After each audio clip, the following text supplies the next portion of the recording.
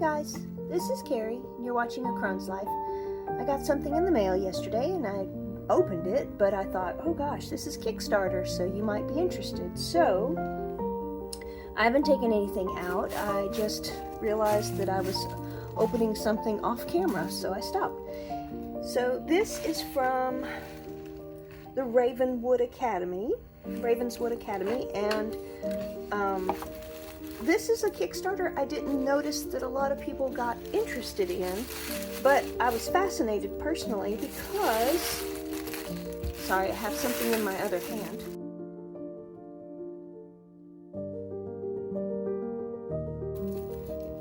Because this is like really, really different. This is Swordswomen from history, and they put them in a tarot deck.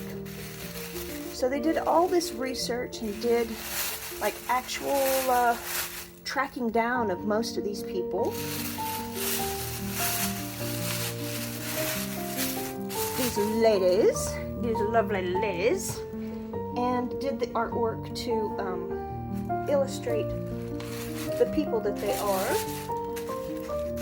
So this is of course the deck. I have not opened it yet. This is what I'm assuming is the altar cloth. You'll notice that just about every Kickstarter, if they offer an altar cloth, I purchase the altar cloth. I don't know what it is, I just really like collecting them. Obviously, I'm not very good about using them. I'm gonna change that though, I promise. I'm gonna change that. So let's open the altar cloth.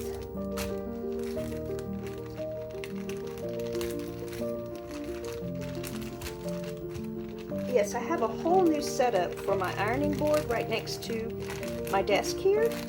I bought a really thick wool pad to use as an ironing board, and it can stay out all the time, and it's not going to tip over or hurt anybody. I'm really happy with it. The only thing that is bad is that because I have an Oslo, what is it? And also iron, it doesn't have to be set up straight. It can just sit down and then the feet pop up, so it's safe that way. But the problem is the heat stays over the wool and it discolors the wool just because of the heat. And that's not like terrible. I'm pretty sure I can either fix it. Oh, that's pretty.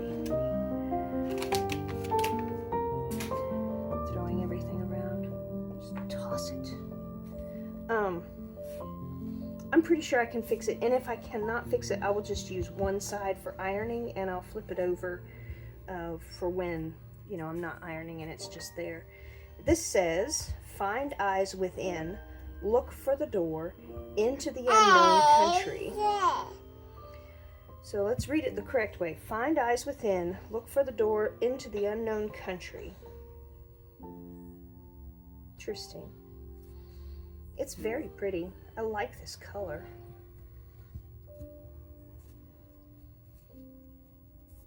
Assuming that this is distressed. Yes, it has the look of distress. Very nice. That's the history. I'm sure that's the historic kind of look to it.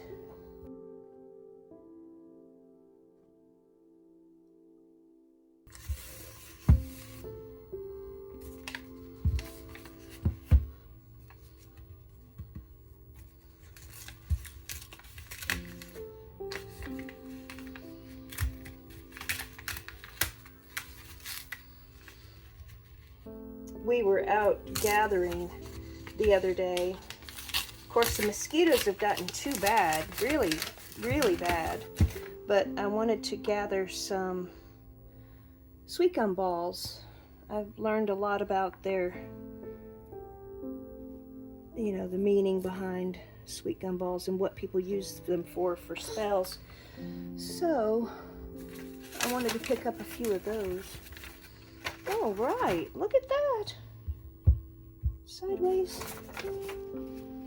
I'm going to hang on to their pretty wax seal. I'm really thinking about getting my own wax seal. Sealing wax, fun stuff. That is so cool. And then a brief history and interpretation, Swordswomen Tarot. Sorry, I hope you can see it. So it has some of their names on the outside. That's a little sneak peek. Awesome. We'll look at that a little bit more in a minute. Need your juice? Okay.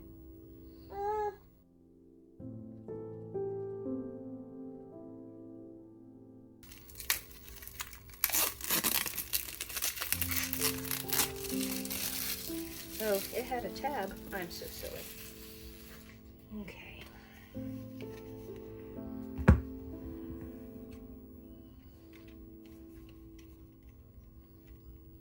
Yeah, I don't like breaking the seals. I don't know what's wrong with me that way, but I just open it from the other end. The box is matte or semi-matte. It's a nice little tuck box, nothing at all wrong with it. Gold gilding. This is the designer and researcher, portrait artist, and a little cheat sheet. These are the backs. Let's zoom in a little bit.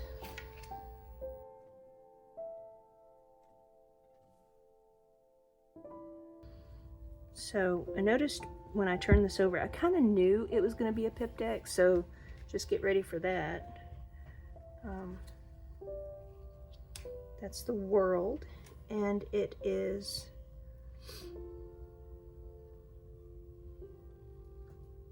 uh-oh, I have to find where their names are. Well, I guess we will be using the cheat sheet. Visna is the world.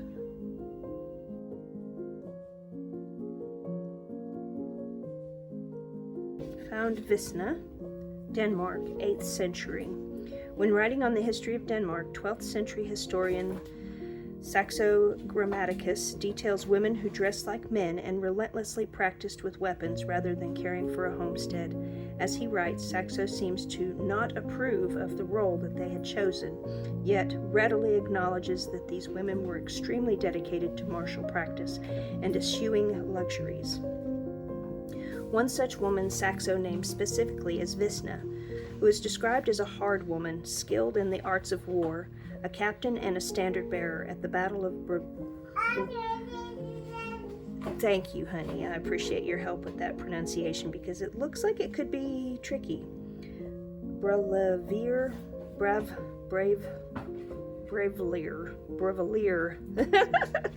I'm trying.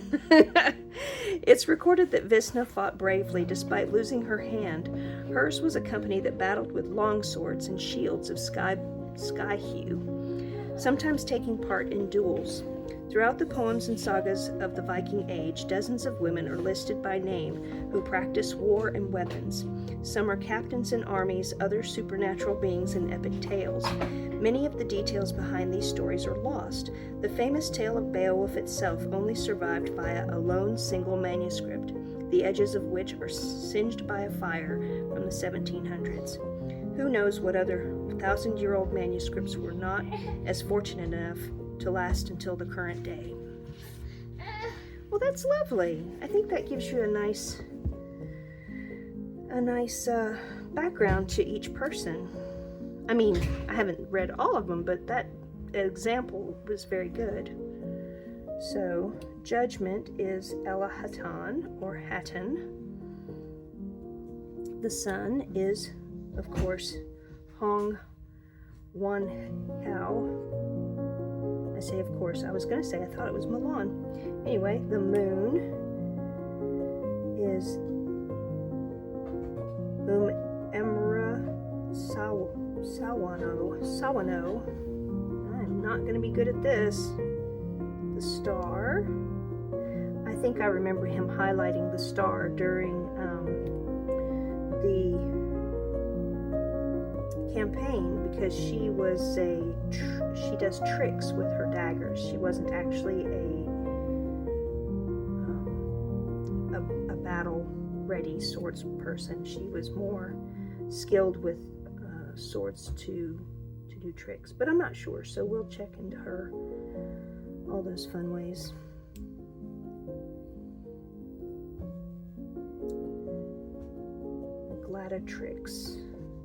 Gladiatrix. So female gladiator, and her stage name was Amazon. Chanel Awa, Walpurgis, Lakshmi Bai,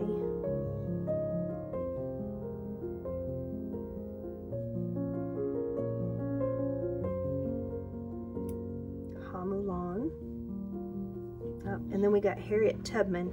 You know, that was something that surprised me, because we do know a lot about Harriet Tubman here in the United States, and her story is taught through schools here in the South for sure. I'm sure they teach her all over the country, but here in the South for sure, there's a lot about Harriet Tubman that you can learn, but I never knew that she carried a sword. So this was interesting to me. Tom Tommen, or Tam Tommen. Ilona Ellick.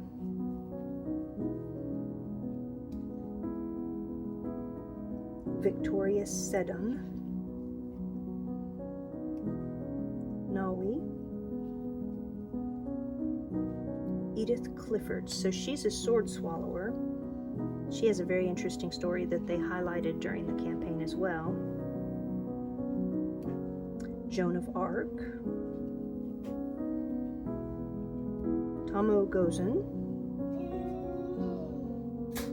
Julie Daubney, or Daubney, we'll get there. Nefertiti, Chin Shing Chow, and Anonymous Juggler. He highlighted her as well because there are photographs of this particular person, but there's no written record of her name, where she's from, her age, or anything. So she's anonymous, and we like to keep her that way, because the interesting thing is, if she's been anonymous, maybe she needs to stay that way. Maybe the universe is telling us to mind our own business, but respect her for who she is, as we know her. Okay, so this is where our pips come in. Even the face cards do not have portraits. Of course, they had to finish them at some point, and they were still in the process of doing the portraits during the campaign. So maybe if this becomes a popular deck, they will come back, do a second edition with face cards. But I'm sure that the research is difficult. A lot of the stuff that they were finding was barely scraps of written history, so.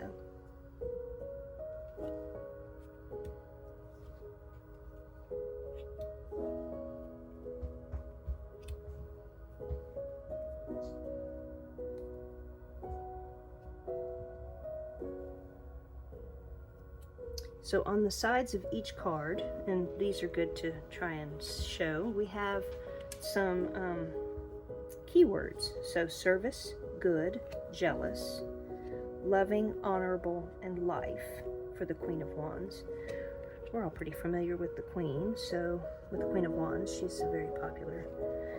These are unusual keywords for me, but I'm not as learned in the tarot keywords as many people. So the Knight of Wands is division, interruption, and depart, absence, journey. Maybe that'll give me a chance to think of things differently, right? The Page of Wands. These look like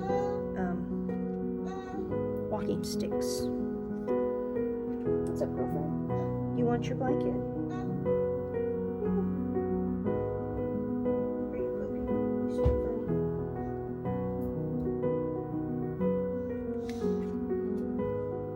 Oh, that almost looks like mushrooms at first. I wonder if it... Well, maybe it is, because they're carved.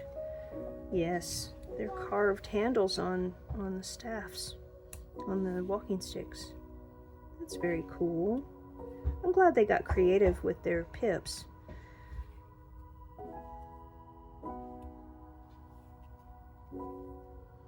The King of Cups, the Queen of Cups.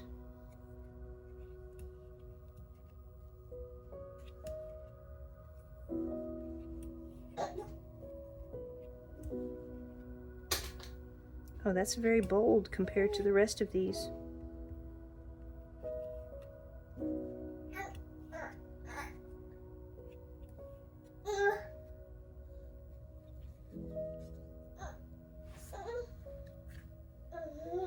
Interesting. These are my kind of cups. I'll take some pictures of my kind of cups these coming up these next days. I'm thinking about getting rid of them, so I'd like to document them anyway. King of Coins, Queen of Coins, Knight of Coins. So this is interesting. We have,